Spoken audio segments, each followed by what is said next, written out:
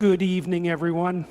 I'll take you back to a moment I'll never forget. My first time speaking in front of an audience. My heart was racing, my hands were trembling, and every worst-case scenario imaginable was running through my mind. I felt like a deer caught in the headlights, completely paralyzed by the fear of what could go wrong. But what I didn't realize then, and what I want to share with you now, is that fear isn't a wall, it's a door, and the only way to conquer it is to walk through it. The first step for me was understanding why I was so afraid. Public speaking felt like a threat, not just to my competence, but to my very identity. I was terrified of being judged, of making mistakes, of not being good enough. But then I asked myself, why am I giving fear so much power? What I realized is that fear thrives in ambiguity. Once I identified the root of my anxiety, I could begin to address it. Fear often feels like an invisible force holding us back from what we want to achieve. But fear isn't random. It has roots, reasons, and triggers. To overcome fear, we first have to understand where it comes from. Fear is a survival mechanism. It's your mind trying to protect you from harm, real or imagined. When you feel fear about something like public speaking, it's because your brain perceives it as a threat, even though it's not a life or death situation. The key is recognizing this and reframing the experience. Most fears are fueled by uncertainty and a fear of judgment. You fear failing, making mistakes, or looking foolish in front of others. You worry about how you'll be perceived, and that fear of judgment magnifies every small insecurity. But here's the truth. The people you're worried about judging you are often too caught up in their own lives to focus on your missteps. And even if they do, it doesn't define your worth. Understanding your fear also means identifying its triggers. What specifically makes you afraid? Is it the thought of speaking to a large audience? Or is it the silence after you finish your words? Once you pinpoint the source, you can start to dismantle it. The more clarity you have about your fear, the less power it holds over you. Fear thrives in the unknown, so the antidote is preparation and exposure. Prepare for the situations that scare you, master the material, visualize success, and practice until you build confidence. Then start small. Face the fear incrementally, and with each step you'll prove to yourself that you're stronger than you thought. Remember, fear isn't a barrier, it's a signal. It's pointing you toward areas of growth and opportunity. Instead of running from it, lean into it. Use it as fuel to push forward. Fear loses its grip when you shine a light on it, when you understand it, and when you take action despite it. The moment you stop letting fear control you is the moment you start taking control of your life. Preparation is the foundation of confidence and the antidote to fear. When you prepare relentlessly, you transform uncertainty into strength and fear into focus. Most of the anxiety we feel when facing challenges, whether it's public speaking, an important exam, or a critical life decision, comes from not feeling ready. But preparation removes that doubt. It gives you the tools to face the situation head on, no matter how daunting it may seem. Relentless preparation doesn't mean aiming for perfection. It means committing to mastering what you can control. It's about knowing your material so well that it becomes second nature. It's about practicing until the fear of forgetting is replaced by the confidence of familiarity. When you've prepared thoroughly, you're no longer walking into a situation blind, you're stepping in with clarity, focus, and purpose. Preparation also builds resilience. It's not just about knowing the content or perfecting the task. It's about preparing for the unexpected. What if something goes wrong? What if you stumble or lose track? By anticipating challenges and practicing how to recover, you arm yourself with the ability to adapt. This readiness to handle the unexpected is what separates those who falter from those who thrive. But preparation isn't just technical, it's mental and emotional too. Visualize success. Picture yourself succeeding, handling challenges with ease, and delivering your best performance. This mental rehearsal primes your mind for achievement. Pair it with consistent practice, and you're setting yourself up for triumph. Relentless preparation takes time, effort, and discipline. It requires you to show up, even when you don't feel like it. But every moment you invest in preparation is a step toward the confidence you need to overcome your fears and achieve your goals. When the big moment comes, you'll know that you've done the work, and that belief in your readiness will propel you forward.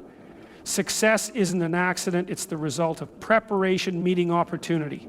So prepare like your future depends on it, because it does. Big dreams and bold goals can feel overwhelming, especially when the gap between where you are and where you want to be seems insurmountable. But every journey, no matter how grand, begins with a single step. Starting small and building gradually is not a sign of weakness. It's a strategy for success. It's the process of laying a foundation so strong that no obstacle can shake it. When you start small, you give yourself the space to learn, grow, and adjust without the crushing weight of unrealistic expectations. Trying to do everything at once often leads to burnout and frustration, but taking one small, manageable step at a time allows you to build confidence and momentum. Each small victory adds up, creating a sense of achievement that fuels you to keep going.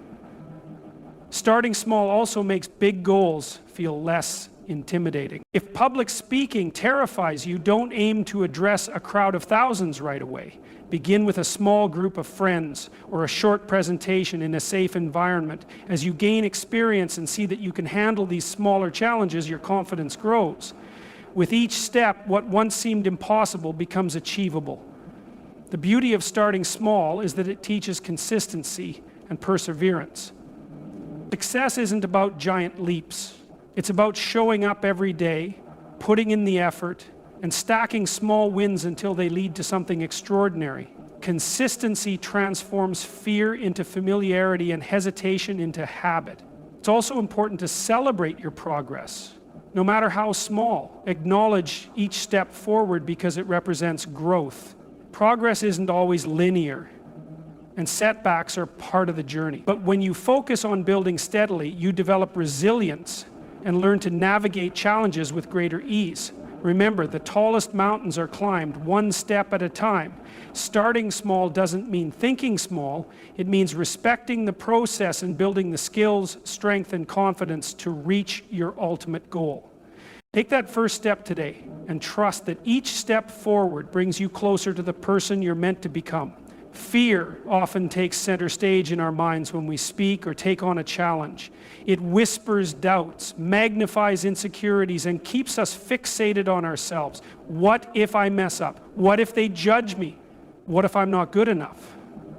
But the truth is, the key to overcoming fear, especially in something like public speaking, lies in shifting the focus away from yourself and onto the message you're there to deliver. When you stop seeing the spotlight as something shining on you and instead view it as a beam illuminating your message, everything changes. The purpose of speaking or sharing isn't to prove how great you are, it's to serve, inspire, and connect with others. Your audience isn't looking for perfection, they're looking for value. When you focus on the message, you realize it's not about you at all. It's about what you have to share and how it can make a difference in someone else's life. This shift in perspective is liberating. It frees you from the pressure to be flawless because your goal is no longer to impress, it's to express. You're there to tell a story, to teach a lesson, or to offer insight. And when you pour your energy into crafting a message that's authentic, meaningful, and clear, the fear of judgment starts to fade. Focusing on the message also creates connection. People resonate with genuine communication, not polished perfection. When you speak from the heart and stay true to your intention, your audience feels it. They're not there to criticize. They're there to listen, to learn, and to engage. Your vulnerability becomes your strength because it shows you care more about the impact you make than how you're perceived. So whenever fear creeps in, remind yourself, this isn't about me. It's about the story I'm sharing, the problem I'm solving, or the inspiration I'm offering. Let the message guide you. Let your purpose ground you. When you focus on the value you bring, fear loses its power, and you step into your role not as a performer, but as a communicator, a connector, and a catalyst for change. Discomfort is a natural part of growth, yet so many of us spend our lives running from it. We avoid situations that challenge us, cling to the familiar, and convince ourselves that staying comfortable is the safer choice. But here's the truth. Everything you want, the success, the fulfillment, the breakthrough, lies on the other side of discomfort. Growth doesn't happen where you feel safe. It happens when you step into the unknown, embrace the struggle, and push through the resistance. Discomfort is a signal, not a stop sign. It's your mind and body telling you that you're stepping into new territory. And while that territory feels uncertain, it's where transformation begins. Think about it. Every significant achievement in your life has likely come from doing something uncomfortable. Whether it was learning a new skill, taking a big risk, or facing a fear, you grew because you leaned into the discomfort instead of avoiding it. When you embrace discomfort, you rewire your mindset. You stop seeing challenges as threats and start viewing them as opportunities. Discomfort becomes less of an enemy and more of a teacher. It pushes you to ask questions, to adapt, and to find strengths you didn't know you had. The more you face it, the less intimidating it becomes. You build resilience, and that resilience becomes your greatest asset. It's important to remember that discomfort is temporary, but the growth it brings is lasting. Yes, it's hard in the moment. Yes, it's uncomfortable. But every time you push through, you're expanding your capacity. You're proving to yourself that you're stronger than the fear, the doubt, and the pain. You're building the confidence to take on even bigger challenges in the future. Discomfort isn't something to fear, it's something to embrace. It's the price of progress, the mark of effort, and the path to your potential. So, stop waiting for the perfect moment, because it doesn't exist. Step into the discomfort today. Trust that the struggle is shaping you into the person you're meant to be. The more you lean into it, the more you'll realize that discomfort isn't a barrier, it's a bridge to greatness. Finally, I embraced the discomfort. Fear doesn't disappear overnight, and that's okay. I learned to feel it and move forward anyway. Every time I stepped onto a stage, I grew stronger. Not because the fear went away, but because I stopped letting it control me. Public speaking is no longer something I avoid, it's something I seek out, because on the other side of that fear is freedom. Freedom to express, to connect, to grow. And that's a lesson that extends far beyond the stage. If you're struggling with the fear of public speaking, let me leave you with this. Don't wait for the fear to go away. Take the first step, no matter how small. Prepare, practice, and trust that with each attempt, you're building the courage to walk through that door. Fear isn't your enemy, it's your guide to